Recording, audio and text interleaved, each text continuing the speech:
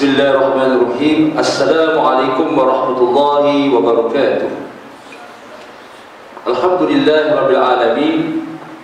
Wassalatu wassalamu ala asyrafil anbiya'i wal mursalin. Sayyidina Muhammadin wa ala alihi wa sahbihi ajma'in. Allahumma rabbi shrah li sadri wa yassir li amri. Wahlul 'uqdatam min lisani yafqahu qawli. Waj'alni waziran min ahli. Subhanaka la ilma lana illa ma 'allamtana innaka antal alimul hakim. Wala hawla wala quwwata illa billahil aliyyil azim. Amma ba'du.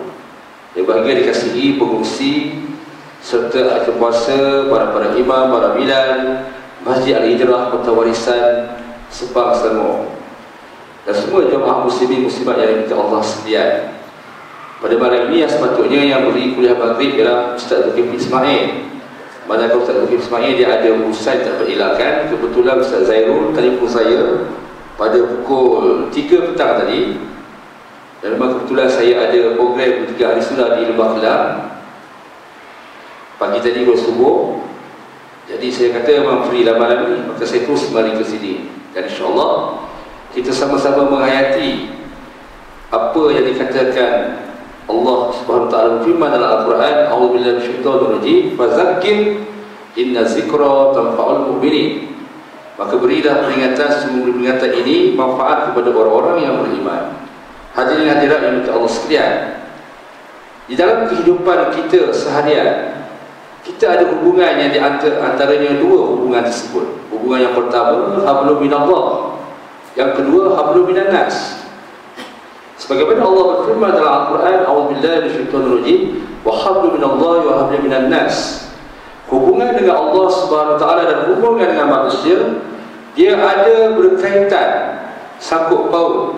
Dia tidak ada pemisahan di antara hubungan dengan Allah Taala ataupun hubungan dengan manusia. Maknanya hubungan dengan Allah Subhanahu wa taala ni kena baik, apatah lagi hubungan dengan manusia pun kena juga dengan baik. Pertama, tentang hubungan dengan Allah Subhanahu wa taala. Di dalam amalan kita, di dalam keteguhan kita, kekuatan kita yang kita nak beramal, mengukuhkan hubungan dengan Allah Subhanahu wa taala, qaribun minallah, dekat dengan Allah Subhanahu wa taala. Pertama sekali, apa yang diberikan nasihat dan panduan kepada kita semua oleh seorang ulama tasawuf yang bernama Syekh Abu Hasan As-Sazali Rahimahullah alaih, di dalam mendidik anak-anak muridnya, pelajar-pelajarnya, dalam membaiki hati, membersih dan menyucikan hati. Maknanya hati kena bersih, bukan hanya bersih di segi zahiri saja, tubuh badan saja, hati pun kita kena bersih. Mana hati kita, al-qalbu, kena bersih sesungguhnya. Di situlah baru kita nak dekatkan diri kita dengan Allah Subhanahu wa taala. Begitu yang dibimbing oleh Syekh Abu Hasan As-Sazali Rahimahullah alaih dalam mendidik anak-anak muridnya, dalam mendekatkan diri dengan Allah SWT, dalam menghampirkan diri dengan Allah SWT. Hati, perbuatan, tingkah laku, percakapan, semua dia dididik dengan ke arah kebaikan, dengan kata-kata yang husnuzon, dengan baik sangka.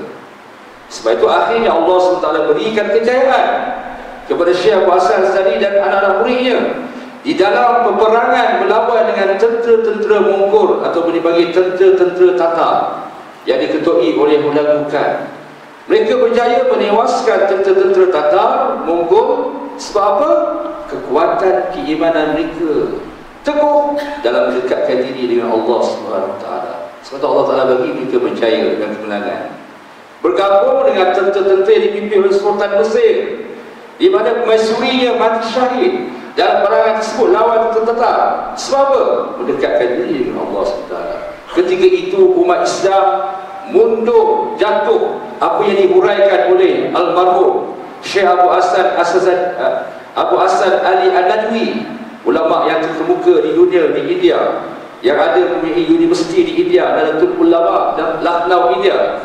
Yang mana ada ustaz-ustaz kita yang pergi belajar Lucknow, India tu, dia belajar ke anak murid kepada Syekh Abu Hasan Ali An-Nadwi. Ya, dia menulis kitab yang tajuknya Bala Allah Menimpa pada Umat Islam di kota Baghdad. Di antaranya apa tuan-tuan dan puan yang menyebabkan bala menimpa kepada umat Islam di kota Baghdad? Ketika itu kota Baghdad terkenal dengan kota kegemilangan Islam, keilmuan Islam yang hebat. Universiti Islam pun ada, bukan hanya sekolah agama, madrasah, sekolah tinggi dan sebagainya. Universiti Islam pun ada. Jadi bagi Universiti Nizamiyah di Baghdad, gedung-gedung ilmu yang hebat-hebat di Baghdad terkemuka, hancur habis, diserang oleh tentera-tentera Mogol Tatar dipimpin oleh Abu Bukan. Sebab apa? Ini adalah bala daripada Allah Ta'ala, kerana pada ketika itu umat Islam sudah leka, lalai, alpa, teralih dan terpengaruh dengan dunia harta benda, sehingga kan solat Aidilfitri sembahyang hari raya pun tuan-tuan dan puan-puan Allah sekalian terpaksa ditangguh. Bukan sembahyang raya pagi raya, sembahyang raya waktu petang lepas asar tuan-tuan. Jangan gelap-gelap cik, ini cerita betul sejarahnya. Tu lepas tu datang mana? Bila datang mana tentera Mongol serang, musnah, membunuh umat Islam, tidak kira kanak-kanak, orang dewasa, wanita, tidak ada kemanusiaan. Pada ketika itulah banyak darah-darah umat Islam berlumuran di kota Baghdad. Maka bukan itu saja, termasuklah juga di Sungai Furat dan Sungai Tadahira dipenuhi dengan warna hitam, dipijak oleh tentera-tentera Mongol Tatar atas kitab-kitab yang dikarang oleh ulama-ulama pertama. Mereka ambil kitab-kitab tersebut tuan-tuan di library, universiti semua, letak kat atas jabatan kat Sungai Furat, Sungai Tadahira, pijak dengan kuda, kerak, habis jatuh. Dan berdakwah hitam semua di Sungai Furat adalah. Bayang tuan-tuan dan puan-puan sekalian, pada ketika itu dahsyat tak dahsyat, itu satu balas bala Allah kerana umat Islam leka dengan keduniaan. Tuan-tuan, harta benda ni bahaya tuan-tuan. Kalau harta benda, amwalakum wa auladukum fitnah. Allah sebenarnya Quran jelas, inna amwalakum wa auladakum fitnah. Harta benda kamu, anak-anak kamu adalah fitnah. Sebab menjadi fitnah kerana harta benda dan anak kamu ini tidak mengikut jalan Allah SWT. Kalau harta benda digunakan manfaat yang baik, infak ke jalan Allah, sekolah agama, anak yatim, wal masakin wa ibnis sabil dan sebagainya, wa mu'allamatal qulubuhum, insya-Allah, maka Allah akan bukan hanya beri keberkatan rezeki tersebut melimpah ruah, dan bagi mengingatkan kita bahawa kita akan ingat Allah SWT. Kerana apa? Harta yang Allah beri ini bukan hak kita.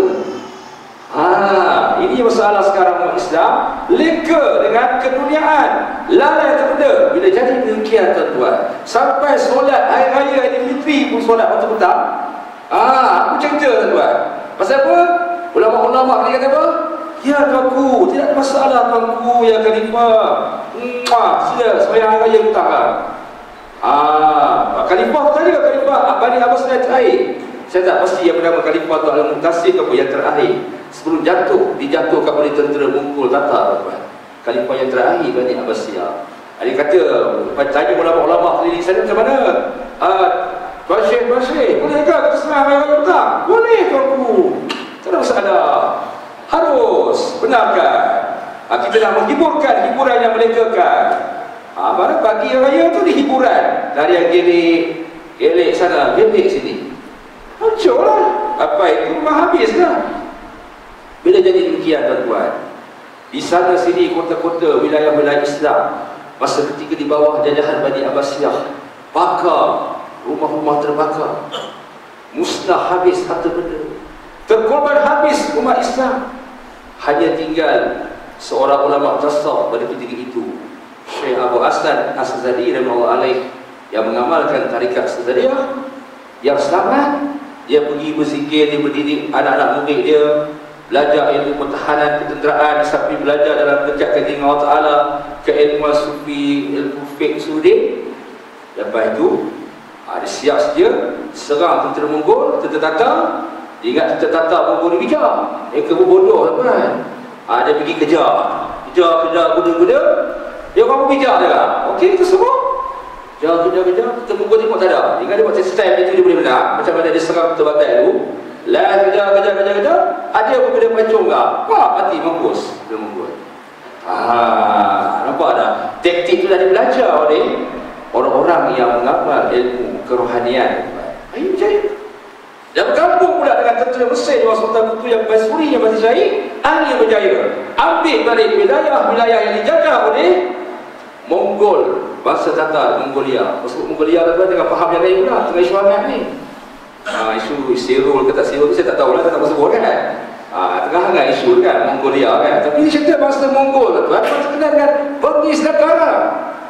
Sebab itulah, bila melihat kejayaan demi kejayaan oleh anak-anak murid Syekh Abu Asas tadi, maka Syekh Abu Asas tadi beri nasihat dan panduan kepada, bukan hanya kepada anak muridnya, kepada umat Islam seluruhnya.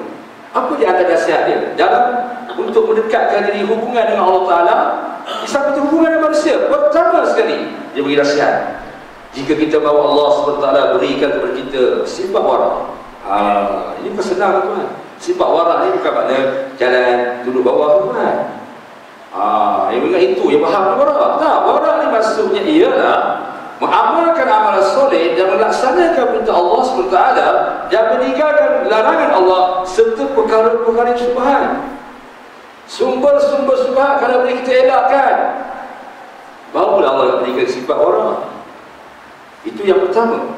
Kedua, khusyuk dalam solat. Qad aflahal mu'minun allazina hum fi salatihim khashi'un. Sesungguhnya berjaya orang-orang yang beriman. Kerana apa?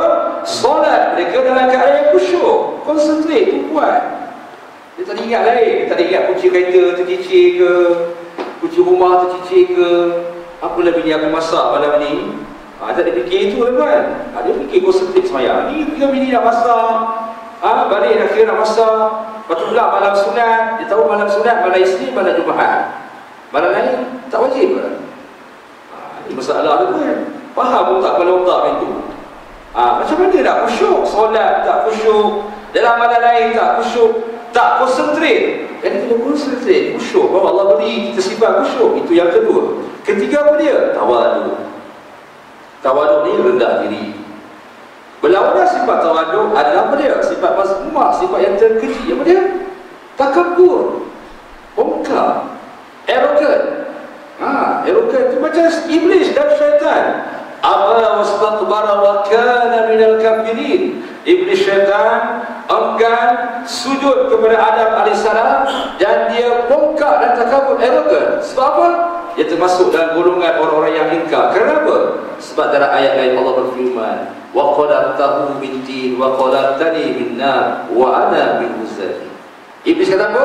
Adam dicipta daripada tanah yang hina, aku dicipta daripada api, aku lebih mulia daripada Adam. Mana mungkin aku nak hormat dan sujud pada Adam? Sebab dia kata Adam dicipta tanah yang hina, aku api, aku boleh mulia. Tak boleh. Dia sikap demikian tuan-tuan, dia menjadi abawan astakbara, angkuh dan sombong.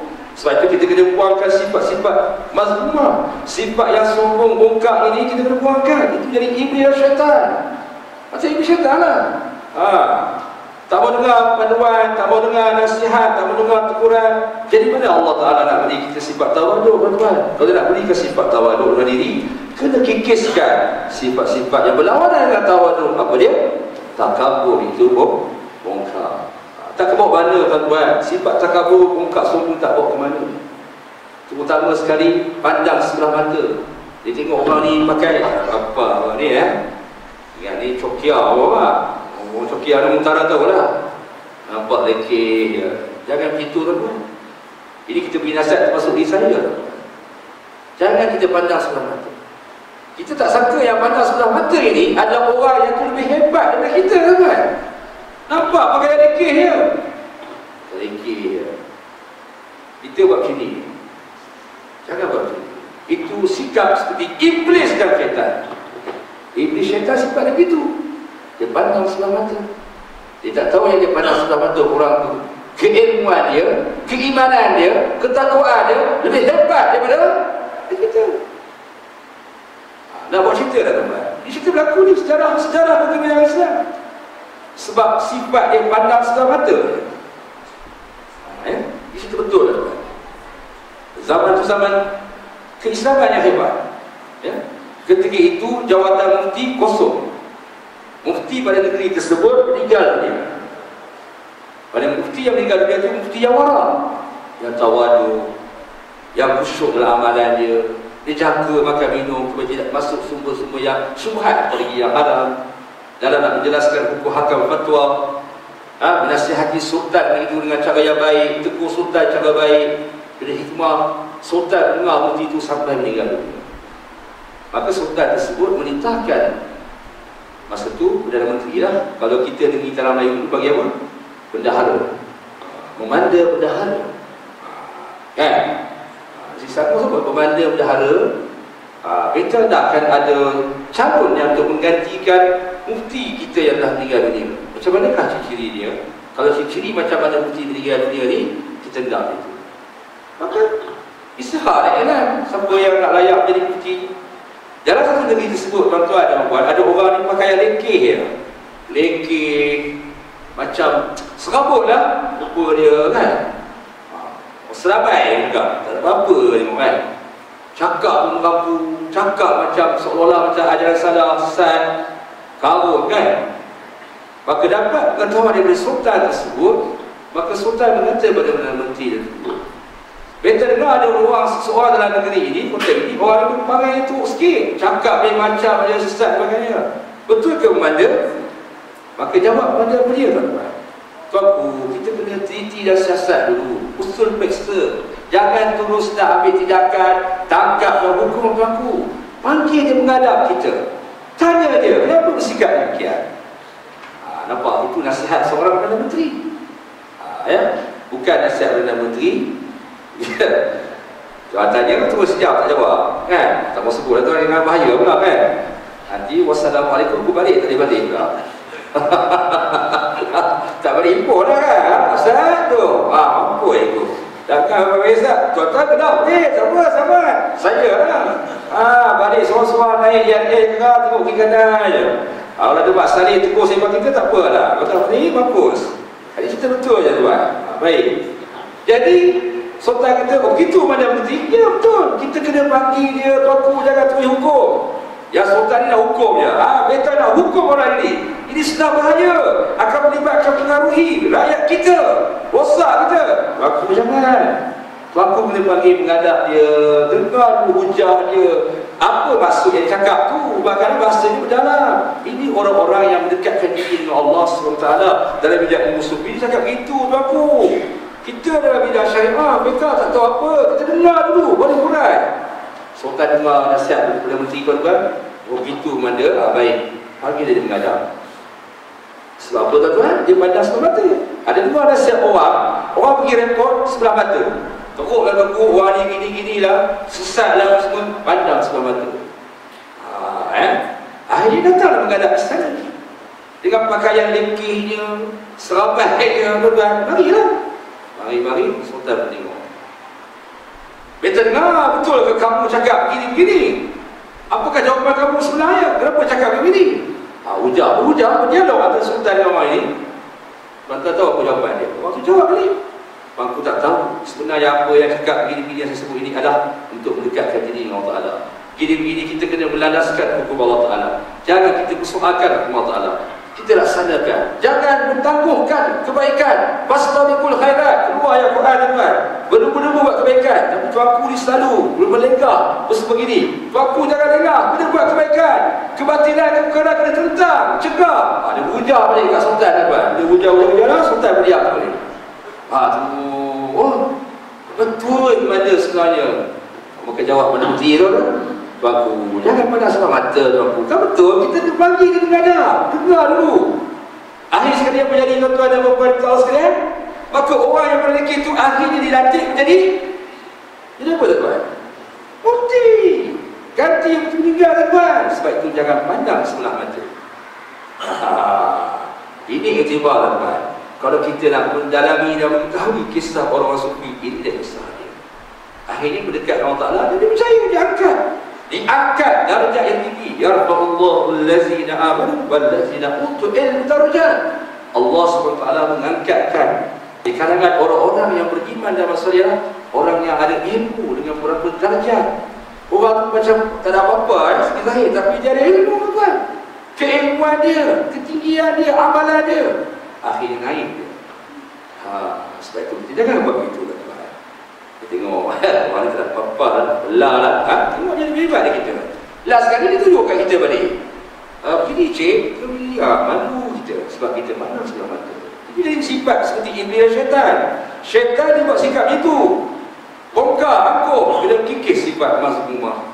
Syaratnya apa? Kalau kita dah Allah SWT, kata nasihat Syahbaz tadi, nak berikan pada kita sifat wara, sifat khusyuk dan tawaduk. Jangan izin mata dan perbuatan kita melihat dan terlibat dengan perkara-perkara yang mendatangkan dosa dan lalai. Hati menurut kata ulama-ulama sidang lah, ulama-ulama pondok ni, sebenarnya Raja Umar tinggal lagi dah, almarhum Tuan Guru Raja Umar Zuli, seangkatan dengan Tuan Guru Haji Soleh Musa, Syekh Kedah. Siapa orang Kedah, Syekh dia tahu Tuan Guru Haji Musa. Kalau tak kenal Tuan Guru Haji Musa, baik.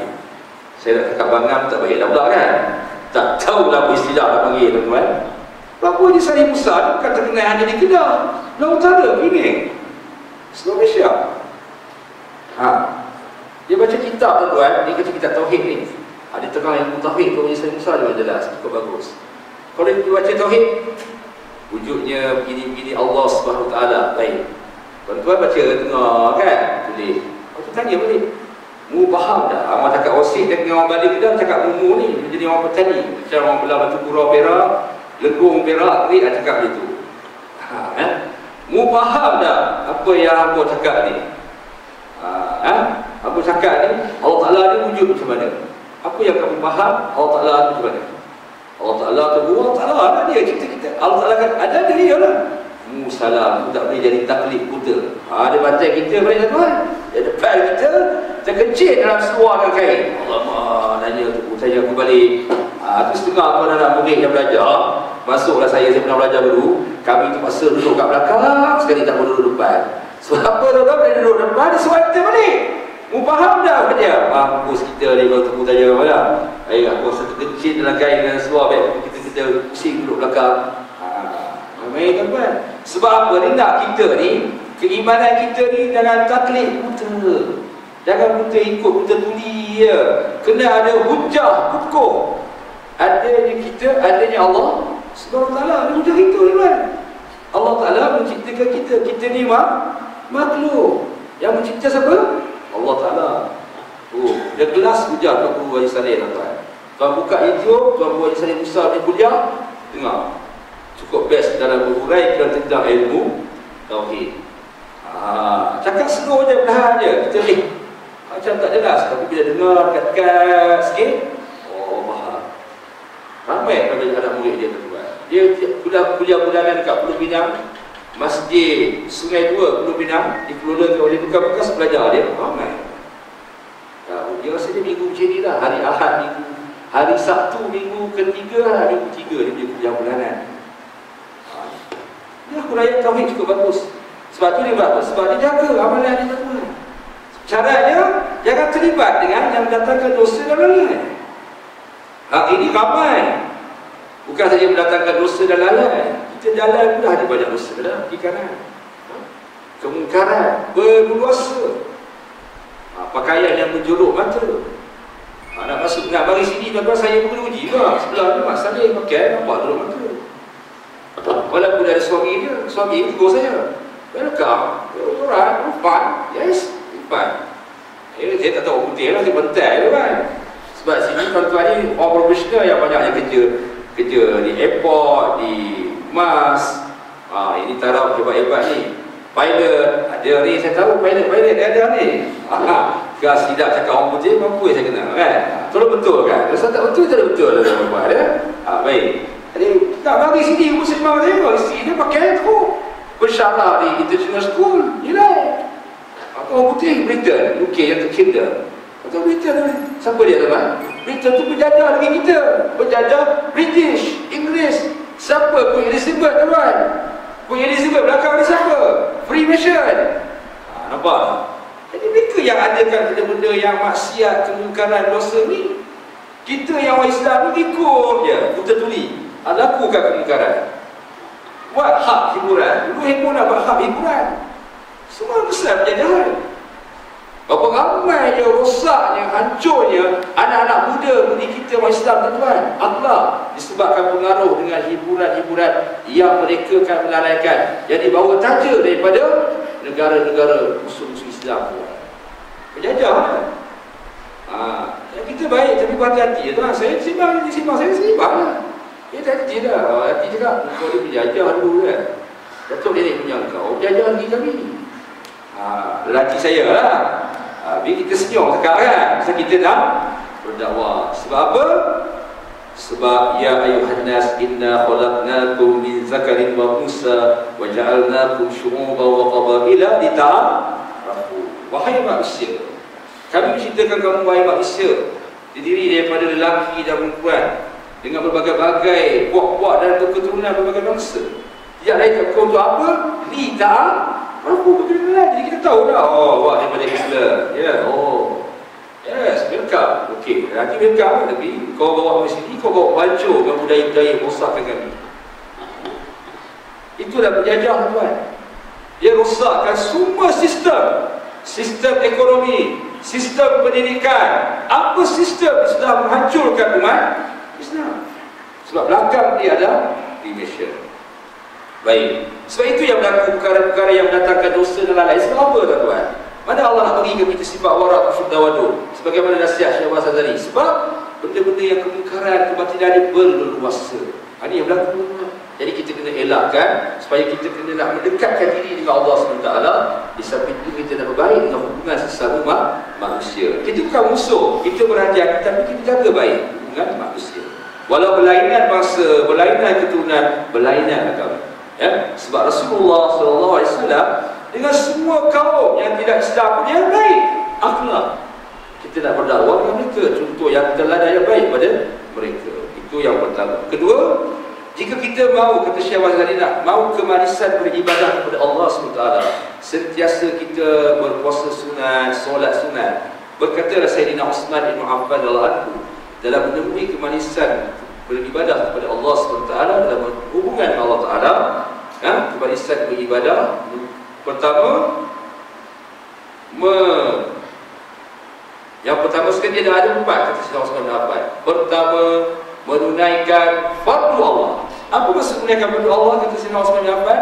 Dalam menemui kemanisan beribadah, melaksanakan apa saja perintah-perintah Allah SWT. Jangan persoalkan, jangan pertikaikan hukum-hukum Allah, syariat Islam, jangan pertikaikan. Kalau laksana hukum Allah Ta'ala, nanti tangan gudung lah, nanti tak dapat makan sup tangan lah, nanti dah macam-macam lah, ketinggalan zaman lah, up to date lah. Ingat, Allah Ta'ala suruh memerintahkan laksana hukum dia, jangan bersoal dan pertikaian. Akan merosakkan akidah, keimanan depan, dengan baik. Hukum Allah Ta'ala, perintah Allah Ta'ala, laksana. Ya, jangan persoalkan. Nanti kita jadi macam kaum Bani Israel Nabi Musa AS. Kaum Bani Israel Nabi Musa AS, ada banyak soal. Kenapa kena lembu ini? Kenapa jadi macam ini? Kenapa makanan ini dari langit? Tak ada ke yang lain? Itu, ini, dan. Tapi tak buat. Itu Allah laknat tuan. Kaum Bani Israel Nabi Musa AS. Pasal dia banyak soal, dia tak ada nak laksanakan, tak ada mengikut perintah Allah Ta'ala. Kita tidak mau jadi. Sebab itu sahabat Rasulullah SAW memberitahu kepada Rasulullah ketika mana nak pergi berjihad perang. Dalam sirah, sama ada perang Badar atau perang Uhud atau perang Al-Ahzab, antara 3 perang lah. Maka apa jawapan sahabat Rasulullah SAW? Ya Rasulullah, kami tidak mahu menjadi seperti mana kaum Bani Israel zaman Nabi Musa AS. Dia berkata, fashhad anta wa rabbuka faqatila hauna qa'idun. Wahai Musa, kamu pergilah perang, fashhad anta, pergi perang bersama Tuhan kamu, fashhad anta wa rabbuka faqatila hauna qa'idun. Pergilah perang. Kami di sini akan tunggu doa. Itu kaum Israel lah. Kata sahabat Rasulullah, kami bukan sikap begitu ya Rasulullah. Bukan sebagaimana sikap kaum Bani Israil Musa, sami'na wa aswa'ina, kami dengar dan kami berpaling. Tidak, kami sami'na wa ata'na, kami dengar dan kami patuh ya Rasulullah. Kami tidak mahu jadi macam kaum Bani Israil. Tunggu je, kamu pergi dah perang. Tidak ya Rasulullah, kami bersama denganmu, ma'aka ya Rasulullah.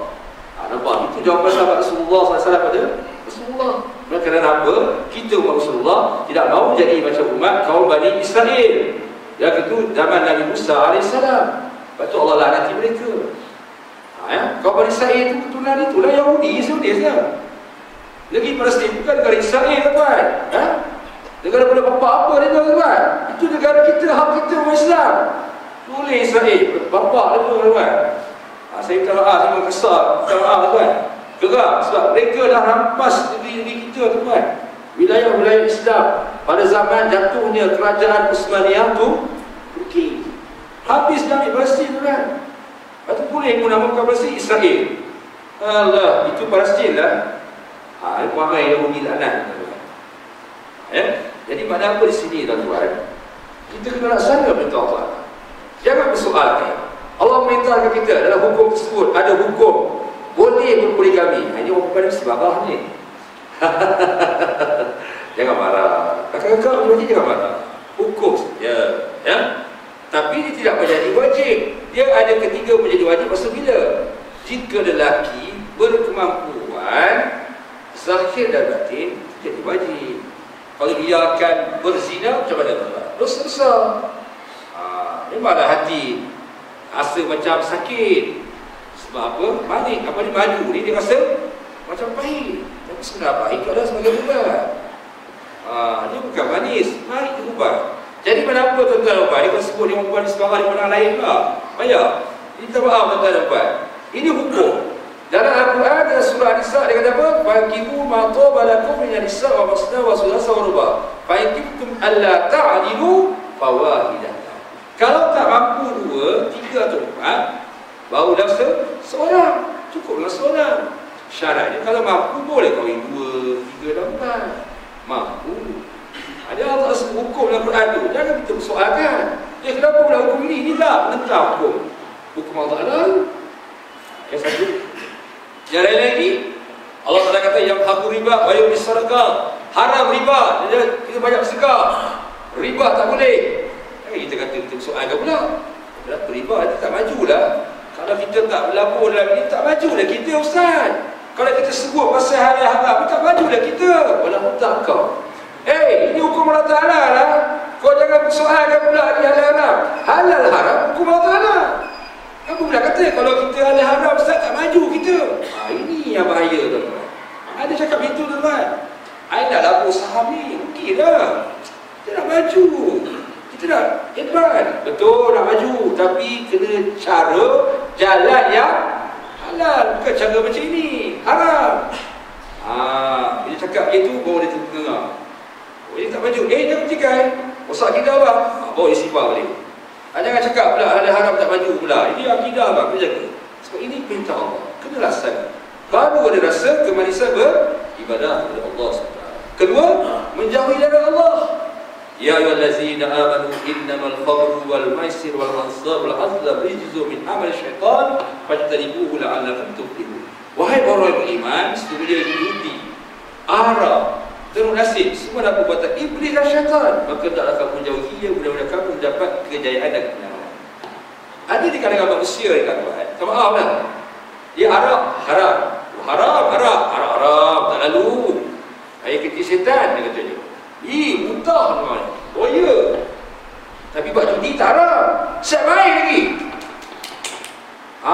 Bertaruh 40,000 tak apa. Kalau tak, ayat ni tak haram. Bagilah main. Kalau muntah kau. Ini haram lah. Yang tu tak haram lah. Satu judi. Dan satu lagi pula dia kata apa? Judi haram.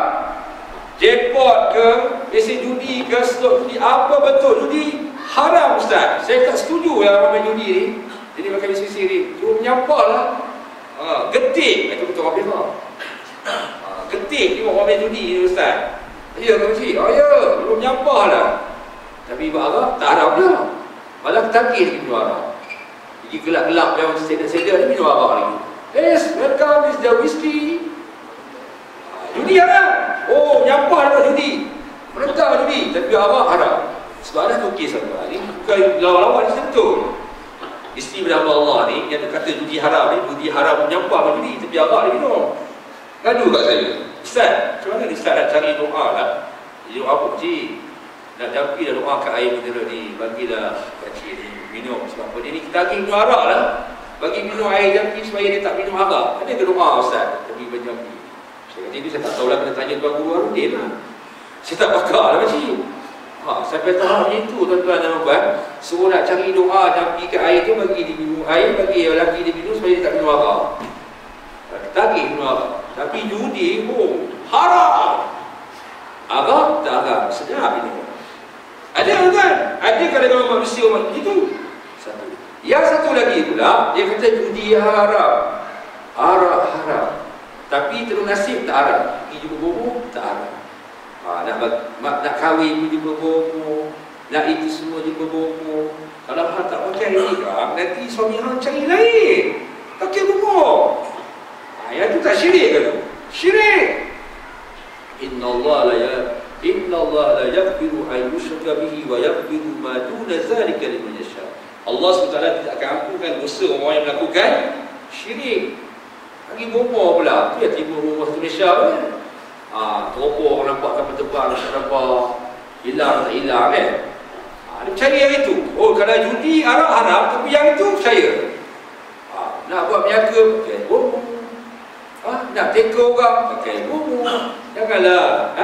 Tuan-tuan dan puan, ada istiadat yang bercakap Islam cukup banyak. Tak maaf dah. Kalau ada istiadat yang tak bercakap Islam, tak apa. Saya kalau tak nak kata apa, kena jauh dengan Allah tuan-tuan. Baru ibadah kita rasa lazat dan manis. Ini tak, kita tinggalkan istiadat yang syirik. Adat tabarji, ni 2 bulan lagi, esok ada tabassum merah, ada tak lama lagi. Ada adat tabarji pula. Ada cakap dia, gelapkan lampu semua, lilin tak ada basah, tabarji. Tidak ada DBC. Itu gini-gini, kena buat begini. Itu tak syirik tuan-tuan. Syirik tuan. Itu jangan Islam bercakap, kalau tak boleh, ketika kan bahaya. Balik kan saya tak tahulah tuan-tuan. Ini hukum ni, kita kena nyatakan yang hak, kebenaran tuan-tuan. Bahawa dia ada rasa lazat kemanisan beri pada Allah Ta'ala, sebab ini dilarang oleh Allah Ta'ala. Kena jauhi larangan Allah SWT. Ketiga apa dia? Mencari pahala. Kita buat apa saja, kita pergi mencari pahala, maka Allah akan gandakan pahala kita. Bahawa rasa lazat yang kemanisan ibadah Allah Ta'ala. Keempat, menjauhi daripada perkara yang mendapat kebukaan dari Allah Ta'ala. Ya Allah Ta'ala timpakan bala bencana berbagai bentuk ni sebab apa tuan-tuan? Sekarang panas, kemarau, kering, kemarau panjang, sebab apa? Sebab kerana kita mendapat kebukaan Allah Ta'ala. Itu baru bagi sikit tuan-tuan. Kalau zaman Nabi Nuh AS, zaman Nabi Hud AS, Nabi Lut dan sebagainya, Nabi Syuaib, kaum-kaum dulu, Nabi Soleh, kenapa? Hancur, musnah, tidak ada suriat mereka. Sebab mereka dah langgar perintah Allah SWT, mengingkari perintah Allah Ta'ala. Allah murka mereka, hancur lebur, tak ada lagi zuriat sambungan daripada keturunan mereka. Itu zaman Nabi dulu tuan-tuan. Kita yang umat Rasulullah dia bagi peluang lagi. Maaf, bertaubat, kembali ke pangkat jalan, supaya kita dapat hidup, kita mendapat keridaan Allah Subhanahu Wa Taala. Mana yang boleh sini tuan-tuan, hubungan Allah Ta'ala, segi amalan kita, bacaan Al-Quran Karim, anak-anak kita, keluarga kita, adakah selalu menghadiri majlis ilmu untuk mendekatkan diri Allah Ta'ala, barulah hubungan dengan Allah Ta'ala tu mantap. Bermunajat qiyamul sembahyang malam, kena kukuh dalam hubungan kita dengan Allah SWT. Itu hubungan hablum minallah. Hablum minannas bagaimana pula? Hablum minannas, jika kita mahu mendapat hikmah kebijaksanaan sebagaimana Rasulullah SAW bersahabat, maka kita tinggal perkara-perkara yang tidak berfaedah yang lama. Barulah hubungan kita dengan Allah Ta'ala, hubungan manusia baik. Kita jangan melakukan perkara yang tidak berfaedah. Barulah Allah Ta'ala berikan kebijaksanaan, hikmah sebagaimana Rasulullah SAW pada sahabat dalam komunikasi hubungan dengan penuh hikmah. Seterusnya apa lagi? Jika Allah SWT kurniakan kehebatan sebagaimana Rasulullah SAW bersahabat, sebaliknya jangan kita lupa mengingati Allah SWT. Kita banyak berzikirullah, tubna ilallah, aku mohon bertaubat kepada-Mu ya Allah, wa raja'na ila Allah, dan kami kembali kepada ajaran-Mu ya Allah, wa nadimna ala ma fa'alna, dan kami menyesal di atas segala perbuatan kami, dosa-dosa kami yang lampau ya Allah. Jadi baru kita Allah berikan punya kehormatan kepada kita. Syaratnya jangan lupa mengingati Allah SWT. Baik, dalam bab hubungan manusia, jika kita mahu memperbaiki keaiban diri kita, maka jangan buka aib orang, jangan terlibat dengan fitnah, menuduh tanpa bukti. Allah Ta'ala nyatakan dalam Quran, ya ayyuhallazina amanu in ja'akum fasiqun binaba'in Fatabayyanu an tusibu qauman bijahalah fatasbihu ala ma fa'altu nadimin. Wahai orang beriman, bila datang kepada kamu berita dibawa oleh orang fasik, siasat, teliti dulu, jangan lekas percaya. Nanti akhirnya akan menyesal di atas perbuatan kamu kerana lekas mempercayai berita dibawa oleh orang fasik. Berita-berita gosip, wali ada gini, ada feri, jangan. Kita kena siasat dulu. Orang beriman siasat, teliti betul-betul. Nak laksanakan hukum pun kena siasat dulu, teliti dulu, kata hukum tu kan. Itu je cantik, yang indah, yang hukum Allah Subhanahu Wa Taala. Sebab tu jangan kita buka aib orang.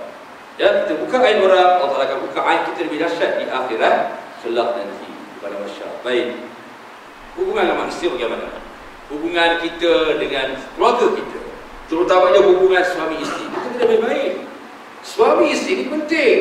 Sebab apa? Dia akan menjadi contoh kepada anak-anak. Suami kena kata baik-baik bil ma'ruf dengan isteri. Isteri pula kena kata baik bil ma'ruf dengan suami. Kalau suami kata baik dengan isteri, isteri tak kata baik suami pun tak boleh juga. Kedua-dua pihak kena kata yang baik. Contoh banyak. Ini satu kes, bukan contoh, benar berlaku tentang hubungan suami isteri, sehingga membawa hampir rumah tangga hancur. Ya, di tempat saya tuan-tuan, ini saya kebetulan ada seminar di Jabatan Agama Islam Perak. Saya bersinggah di unit kaunseling, unit keluarga bahagia, unit kaunseling rumah tangga. Ketika itu sahabat saya pernah kaunseling sepasang suami isteri. Yang suami ini bengis, tak cukup bengis, menindas isteri, pukul isteri, sehingga isteri lebam badan, tubuh badan dan kuih kering. Ayah kata, isteri dah kuih kering dah, kuih kering cangkuk, macam tak orang tak makan. Tak cukup tu lagi, suami tu bawa marah. Dia kata, apa lagi Ustaz? Kami semua saya ni. Sabar pak, relax pak, relax. Dulu sekarang kita selesai masalah. Masalah abang ni siapa? Isteri dia sampai menitik air mata dengan badan kuih kering, lebam sana, lebam sini. Ini suami bukan cakap isteri tuan. Ini suami lebih tepuk lagi, lebih ganas lagi tindak isteri. Ada apa? Sebab dia tak cakap baik-baik dengan isteri. Kita ni kena contoh macam Rasulullah SAW. Dia kata isteri macam mana? Ya Humairah, wahai orang kemerah-merahan. Siapa dia? Sayyidatina Aisyah radhiyallahu anha. Ini dah baru kahwin kembali lagi. Wahai bulan rindu di bulan lah. Sudah lama kita tak berjumpa lah. Kini sudah dah tiba, kini dah tiba. Mula lagu tu. Hari bahagia. Dia mula lagu tu pasal mula-mula nak kahwin kan. Lagu dia tu. Punya syok, bila dah ada anak, panggil isteri dengan cara kasar. Oi, ya, awak tak hati ke? Saya kata stoking. Bodoh, ada ke cakap macam tu kan? Tak boleh dah macam tu, kata kat isteri kasar-kasar. Isteri tu menitik, kata. Ada dagis tadi lah, lebah-lebah, tak boleh. Cakap, panggil baik-baik. Wahai adindaku yang sayangi, bawa dah stoking untuk berkanda. Cakap baik-baik itu. Bila nak pergi kuliah sama sekali, buka kereta. Wahai adindaku, sila duduk sebelah kanda. Jadi isteri tengok, bagus, terima kasih wahai kandaku yang budiman. Isteri pun cakap dah, terima kasih. Ini cakap kasar, mula kahwin, kembali lagi. Kini dah tiba hari bahagia. Lagu pula tu, betul tak lagu dah. Apa dah cerita ni? Ini suami tindak isteri. Ada tukis pula, ketika itu ada tukis pula suami isteri juga.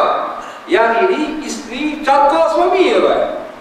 Bukan cakap suami macam mana yang rahsia rumah tangga bahagia yang dibuat oleh Ustazah Nurbaya, iaitu cakap harimau.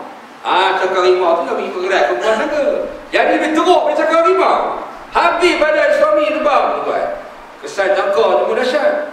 Terbalik pula, sepatutnya isteri tu minta maaf pada suami sebab dia yang cakap suami. Terbalik, suami minta maaf isteri cakap dia. I'm sorry Ali. Apa ni? Apa benda ni saya kata? Saya tanya kawan saya, apa benda ni Syekh? Alhamdulillah ragam kehidupan manusia Syekh. Rumah tangga macam ni lah. Sebab tidak berlandas dalam kehidupan keseharian dia. Amalan soleh, sembahyang tak benar, puasa Allah Alam lah, baca Quran langsung tak benar lah. Jadi macam ini, cakap antara satu sama lain. Jadi hubungan suami isteri kena baik. Isteri pula kena kata baik-baik dengan suami. Tak boleh jerit-jerit kat suami, awak tak apa-apa abang. Betul-betul isteri ni akan jadi isteri yang derhaka pada suami. Isteri yang taat pada suami, cakap macam itu. Ya bang, ya kata, ya apa lagi? Cakap macam itu. Mula betul rumah tangga bahagia. bahagia. Yang dikatakan baik tidak. Hubungan suami isteri kena baik-baik, kena elok. Sebab ini diajar contoh oleh baginda Rasulullah SAW terhadap isteri-isterinya. Dia tak ada kasar dengan isteri tuan, itu Rasulullah. Begitu juga hubungan dengan anak-anak. Kita dengan anak-anak kena cakap yang baik-baik. Bagi yang baik-baik, dia menjadi doa tuan. Kalau bagi anak tak guna lah. Anak jadi jahat lah. Anak jadi macam si tagam lah. Ya? Jadi kita bagi anak yang baik-baik tuan. Bila kita bagi bertuahnya anak, maka anak tu akhirnya jadi bertuah dan baik.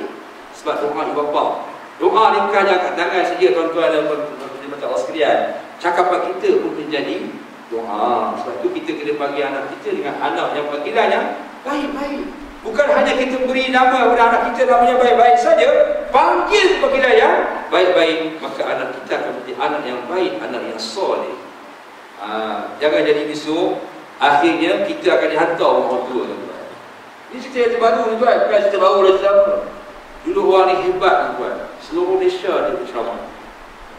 Perempuan ya, bekas VIP. Ya. Sarang dia bekas Timbalan Menteri tuan. Hari sekali menjadi duduk rumah orang tua. Siapa yang tahu? Anak-anak dia. Kenapa? Anak dia bukan bodoh tuan. Anak dia bijak-bijak lah ke? Profesional. Tapi sebab apa tuan? Sebab kononnya yang ibu ini tua tadi, yang bekas VIP ini, sebab dia sakit bukul. Abang panggil penyakit Alzheimer. Apa? Saya pun tak ingat lain sudah kan? Ibu, dia hantar je orang tua.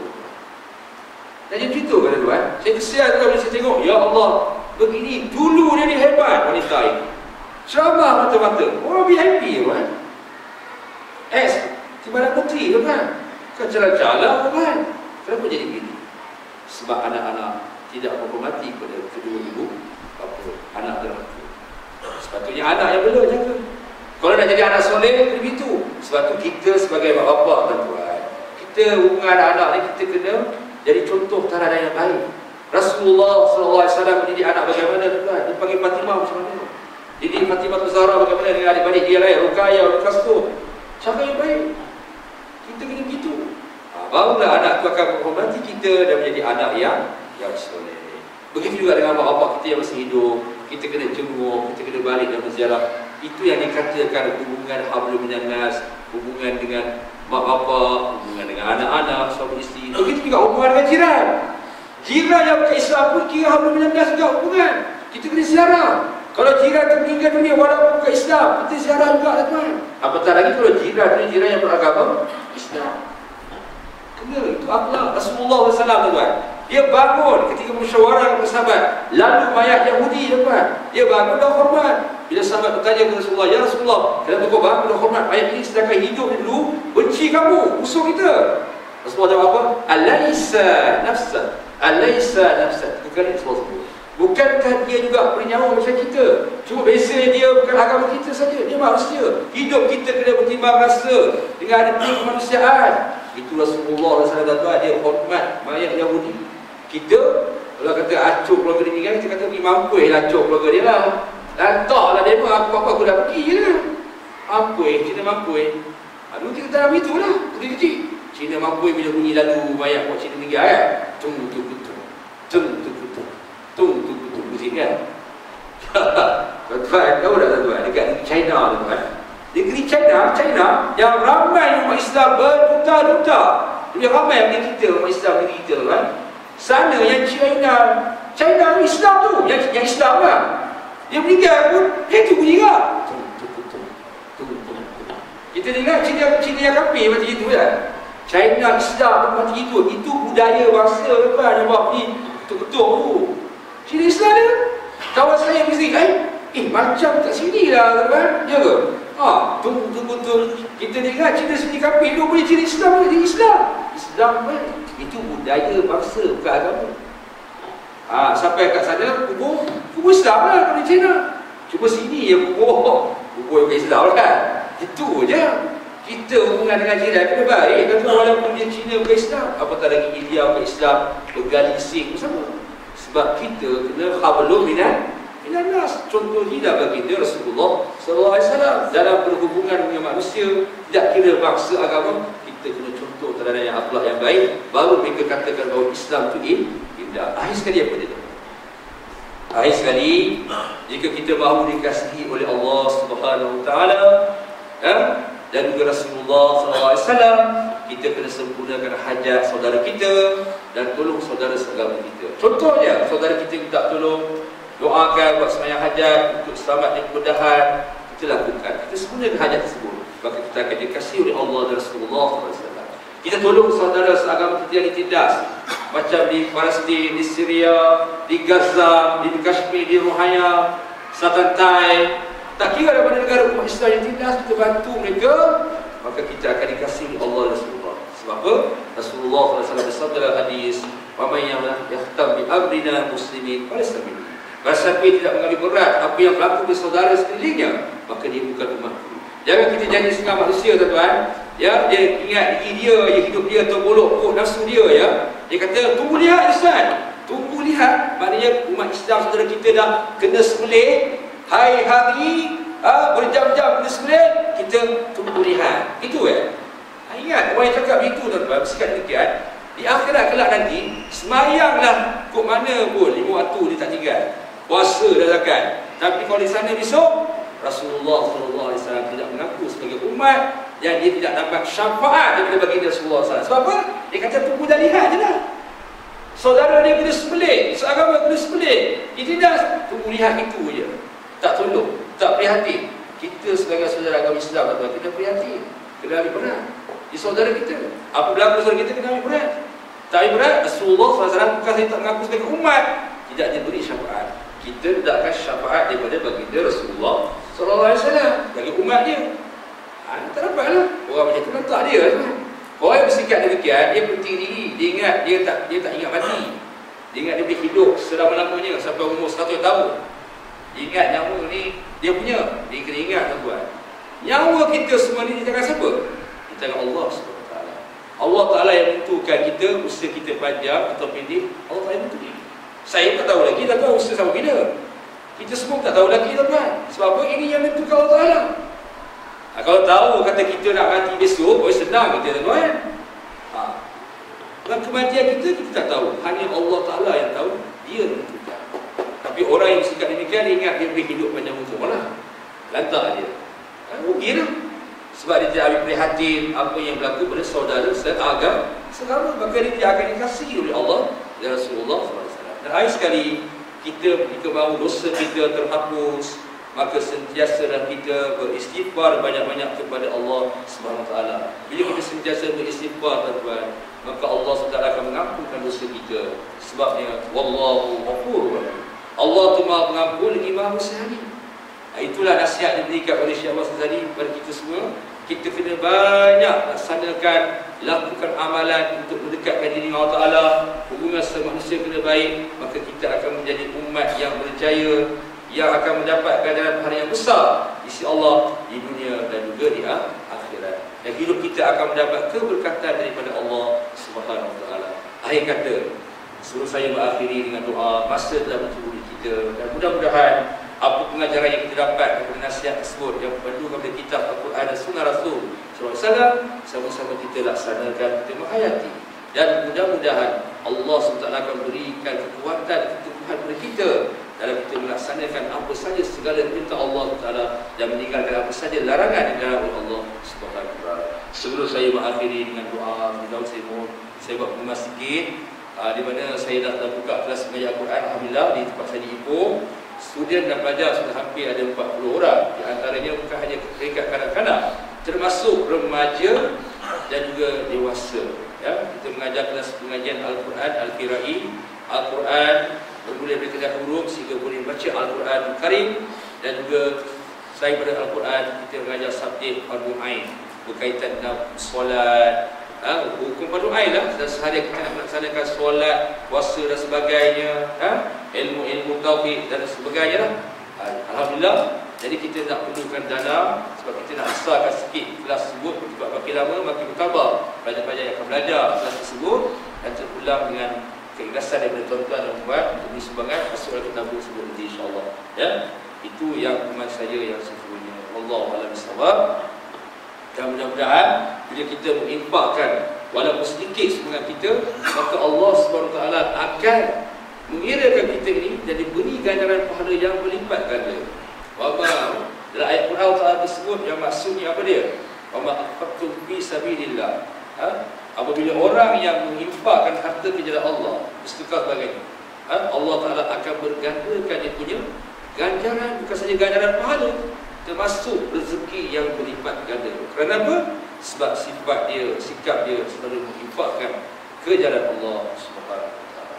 Wallahu a'lam bissawab. Aqulu qouli hadza wa astaghfirullah li wa lakum wa lisa'iril muslimin wal muslimat wal mu'minin wal mu'minat fastaghfiruhu innahu huwal ghafurur rahim. Subhanallah bihamdika asyhadu an la ilaha illa anta astaghfiruka wa atubu ilaik. Bismillahirrahmanirrahim. Al-'asr innal insana lafi khusr illa allazina amanu wa 'amilus shalihat wa tawassaw bil haqq wa tawassaw bis sabr. Bismillahirrahmanirrahim. Alhamdulillahi rabbil alamin. Wassalatu wassalamu ala asyrafil anbiya wal mursalin sayyidina Muhammad wa ala alihi wa sahbihi ajma'in. Allahumma faqihna fid din wa 'allimna ta'wila. Allahumma zidna 'ilma wa zidna fahma. Ya muqallibal qulub sabbit qulubana 'ala dinika wa 'ala ta'atik. Wahdina ila siratis sabil wahdina ila siratal mustaqim. Allahumma inna naj'aluka fi nuri a'daina wa na'udzubika min syururihim. Allahumma barik syamlahum wa barik dabahum wa syatti kalimatahum min hadabahum wa sallim alaihim qalban bil kilab ya qahhar ya jabbar ya muttaqin. Ya Allah ya Allah ya Allah. Allahumma ya munzil al-kitab wa ya mujiyas sahab wa ya hazim al-ahzab ihzibhu wa ansurna alaihim ya zal jalali wal ikram. Ya Allah ya Rahman ya Rahim, berilah ketakwaan kepada mereka semua ini ya Allah dalam melaksanakan amalan soleh ini ya Allah, dan mudah-mudahan Kau berilah kekuatan dan kemenangan kepada umat Islam sampai hari dunia dan akhirat. Amin ya rabbal alamin. Rabbana atina fid dunya hasanah fil akhirati hasanah wa qina azabannar. Sallallahu ala sayyidina Muhammad wa ala alihi washabihi ajma'in. Walhamdulillahi rabbil alamin. Wabillahi taufiq wal hidayah. Wassalamu alaikum warahmatullahi wabarakatuh.